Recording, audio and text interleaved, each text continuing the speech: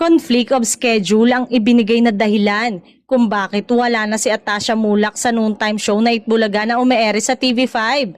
For now po, as per Atasha, concentrate muna siya sa Bad Genius.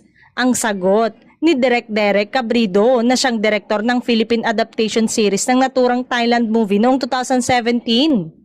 Dagdag pa niya kasi ang problem, conflict sa schedule namin. Marami kasi ang nagulat na bigla na lang nawala si Atasha sa Itbulaga kung saan maraming viewers ang naghahanap sa kanya. Dito na rin kasi siya nakabuo ng supporters. Pagkatapos ba ng Bad Genius ay babalik si Atasha sa EB? Di ko po masasagot kung babalik after ng Bad Genius. Kaswal na sagot ni Direk Derek.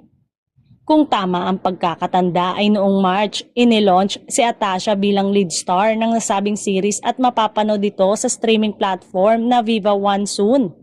Samantala, sa pagkawala ni Atasha sa noontime show, magiging karelyebo naman ito ang aktres na si Julia Barreto.